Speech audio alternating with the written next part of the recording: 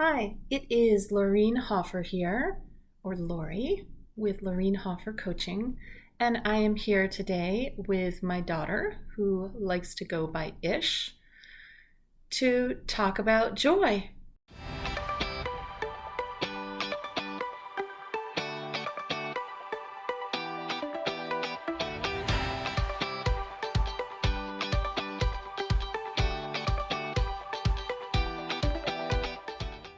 So to me, joy is sort of the feeling of enjoyment and happiness that you get from being around people you love or doing things that you find fulfilling to your inner self. What about for you? Wow, hold on. I just want to say from the get-go, I feel like you have a very, what's the word I want? Kind of like concrete idea around joy for you. Mm-hmm. Is joy something you feel like you experience I mean, on the regular? Yes, I feel like I experience joy on the regular versus every day. I often feel it most days, but I feel it a majority of days, if not all days. Yeah. Not all days, I feel. So I'm curious, what does that feel like to you?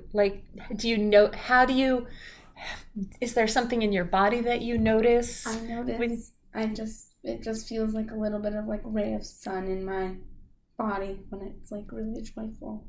Like a ray of sun? Yeah. Is it sort of there as a regular undercurrent?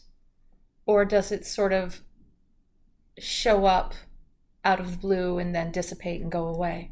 I feel like it's always there, but whether or not I feel like it's always there, but it depends, but it varies on how much it's there. Mm-hmm. So it feels like it's sort of a regular piece of your being. Yeah.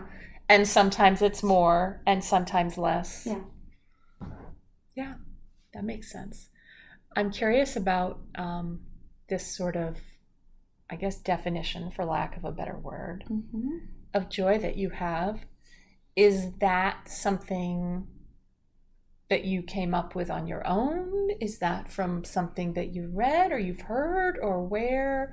What's the source of that for you? Do you know? I think it's something I came up on my own. I've also sort of thought about it a lot because I've just been like curious, so I understand myself more. But it could also been like I've taken bits and pieces from external sources because I hear things and your brain can hear them. But I think it's been mostly on my own, like the way it's phrased. Yeah. So you said this feeling of joy is just sort of this regular undercurrent for you. And it shows up as like a ray of sunshine in your body. Yeah. Do you notice any other ways that it shows up for you? Or not major, and I can't really think of any, but that's like sort of the main one that I notice. But when I'm like not as joyful, I notice that it's less, and sometimes like there's a little bit of like a rain cloud over it, but it's always there. But it just sometimes is more covered by other sort of emotions. So in those times when you are feeling like it's not as present, do you have any tools or any ways that you can sort of tap into that? Or what's your approach in those times? It varies, and I really don't have any. Sometimes it just naturally like comes, and maybe like I take a break or often do something that I find joyful, like doing a puzzle or going for a walk or like moving my hands, building something, even a puzzle that I've done so many times that I've memorized how to solve it. Yeah. Even just taking that apart and putting it back together can sort of change it to show more of the joy. And then once it starts to peak out more, I feel like it'll come more naturally to return it. Like comes more easily, sort of once it almost sounds like from what you said that for you, if you are in a place where you're not feeling as joyful, it's like some sort of movement or motion helps to re-spark that. Yeah, because I'm constantly in motion. You are constantly in motion. unless you're asleep. When I'm still in motion, because the way my bed is shown up in the morning, I feel like I'm in constant motion. Maybe so. I don't know. Interesting. So when we discussed the idea that this final piece was around navigating joy, you seemed really excited to talk about it. Yeah. Is there some piece of it that feels exciting or draws you to talking about this? It's just something because I experienced it and sort of, at least to me, have like a good understanding of what it is to me. I'm interested in sharing sort of my experience with it, since I know everyone experiences joy in a different way. So it brings me some joy to sort of share my experience in a way that it may help others. So it brings you joy to share your experience in a way that may help others. Yeah. Is there a piece of that you feels like sparks the joy more than another piece, or no? Not particularly. It's just one that I had a deeper understanding of than the other ones you offered me to help recording with. Yeah. So I was looking forward to that one. That's interesting, because I felt like you had a lot of really insightful things to share around About navigating change and boundaries. Yeah. Yeah, and you seemed very excited about talking about those too. Yeah. So it's curious to hear that this one, it sounds like, feels easiest to you, or lightest to talk about. I feel it's lightest, not easiest, because they're all easiest. I think this one, has a massive impact. But I feel like it's the lightest of the bunch, which is sort of funny because it feels like a ray of light, a ray of sunshine, a ray of light. Oh, yeah, that's true. Interesting. What is it for you? What is joy for me? Ooh, that's a tough one for me. Joy is not an emotion that resonates deeply with me a lot of the time. So, as I wrote about in my piece, I spent some time really kind of digging into, like, oh my gosh, what is joy? Because it's not something that's ever really resonated with me, or that I feel like I have much experience with. And so it was really a struggle to sort of get into talking about navigating joy, because it feels so foreign for me. Yeah. So that was challenging. While this for you was sort of the most exciting one, it sounds like, for me, this is the one I have dreaded the most. Really? Yeah. It is. That's so interesting. It is. We definitely differ on that. So I'm curious, as a teenager, how you, or what you notice perhaps in in your peers around joy. Is it something that you and your friends ever talk about? Do you notice sort of that they have similar experiences to you from your observation, or different experiences?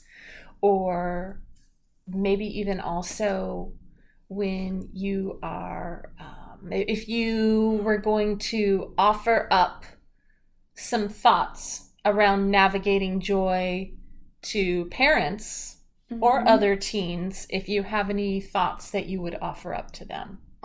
Well, one, I don't talk about my emotions with my friends. No. I feel like I'm not more mature, but I feel like I've had more experiences with talking about emotions, and from what I can tell, I have a deeper understanding of mine. So I don't think my things be the most helpful for them. Or may I ask a question? Sure.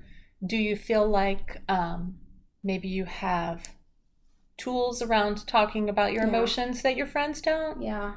So I also feel like I may have more experiences. But do you feel like maybe some of the tools and experiences would come together? Yeah. To me, they would, but I don't want to put words in your mouth. I feel like.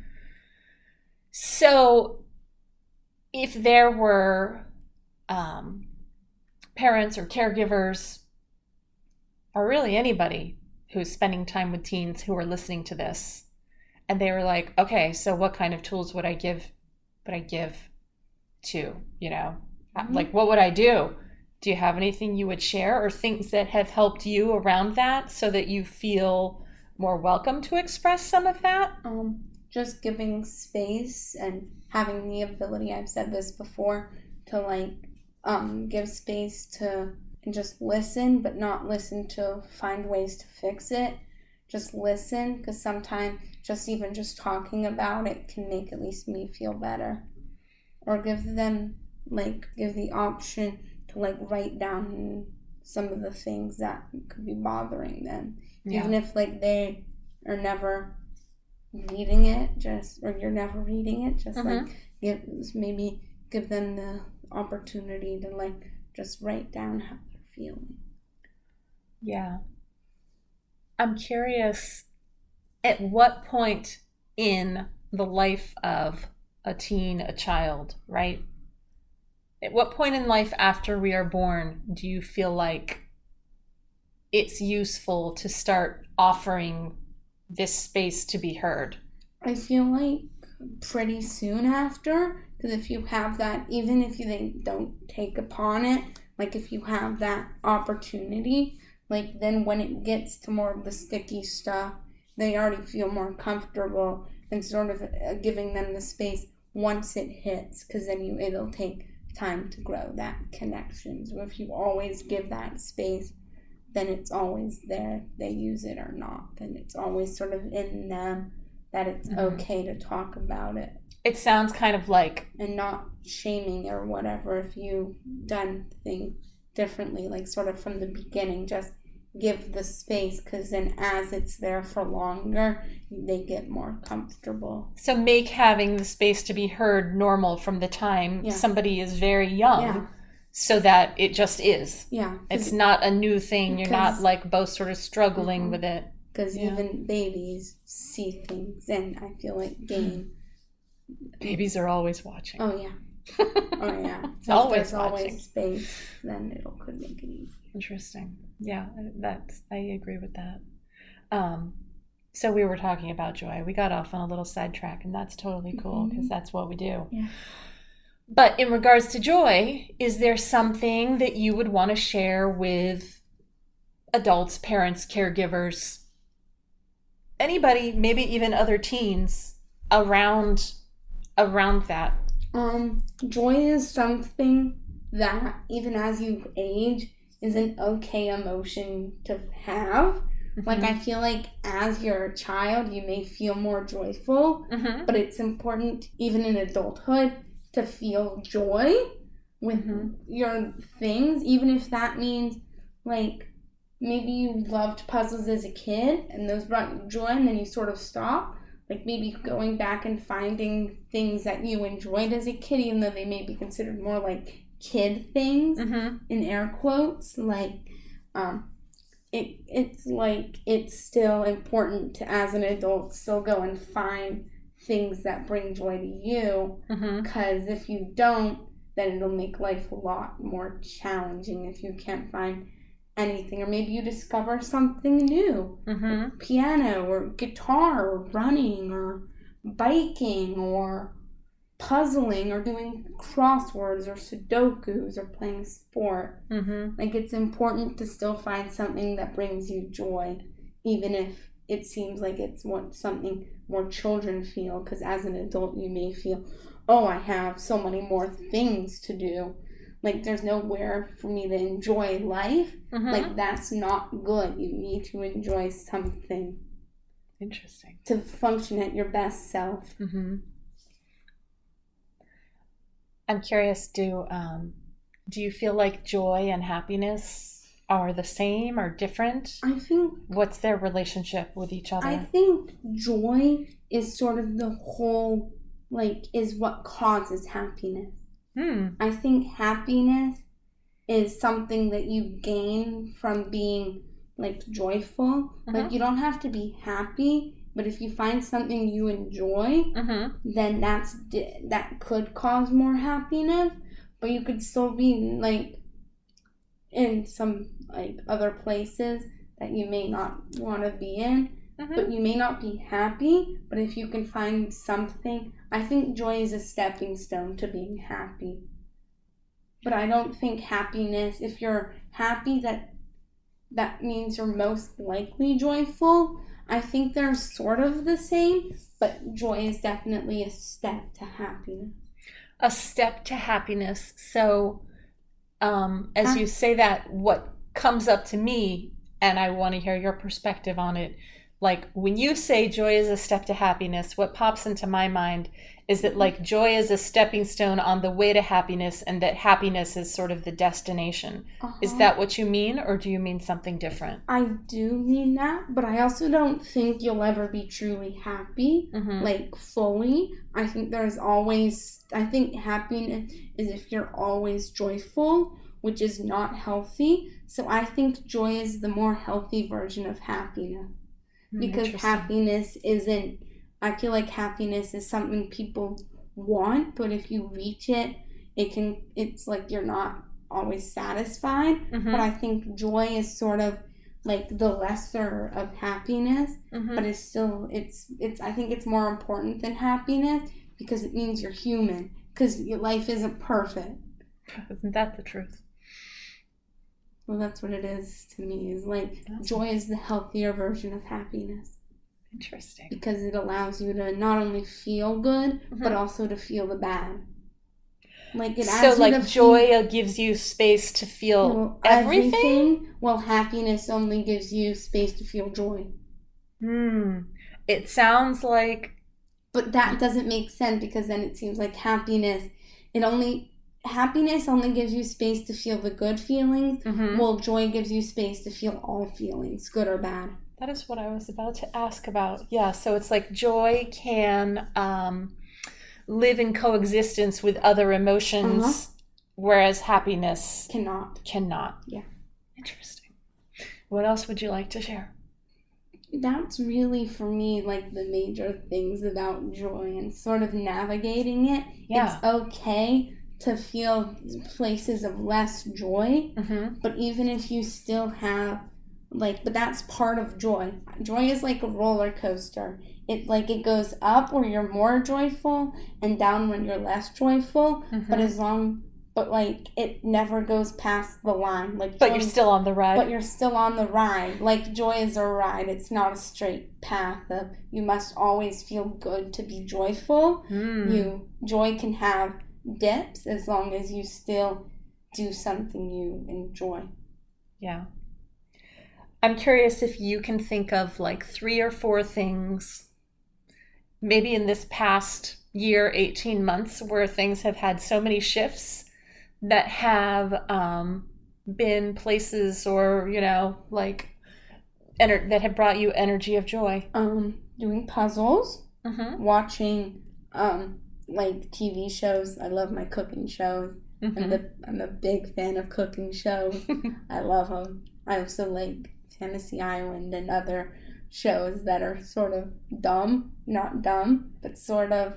I call them unrealistic. Cheesy. Unrealistic. Right? For me, they're like a place to escape from everyday life. I like watching TV, cooking shows, unrealistic shows, over dramatic shows like Nailed It, because Nailed It. So those, and also doing puzzles and going for walks, sort of maybe watching the sunset or sort of reading a little bit. Yeah. Is joy independent of other people? I think joy can be influenced by other people, but joy is really something that is truly come from within. But you can find joy with being around other people, being around and doing things with them. Yeah. So it could be a little bit based on them being around you, but it's not them. It's the whole experience versus them particular. So at the heart of it, sounds like you were saying joy comes from within. Yeah. Yeah. Is there anything else you would like to share before we finish up talking about joy today? No. If there was another teenager out there listening to this, would you have any hints on them in finding their own joy, if maybe that feels a little sticky, or even more so, do you have any hints for me on finding my own joy, since that can feel really sticky for me? Maybe like trying different things that maybe you've been interested in doing, and seeing which one of those sort of makes your tummy or your body feel a little bit better. Yeah.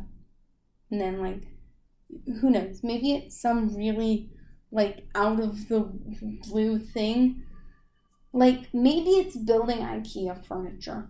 I don't know, but like I would love to know. I'm sure there are people that building IKEA furniture brings joy to, and I feel like it may not be the majority of people in the world, given what I hear from other people about building it. But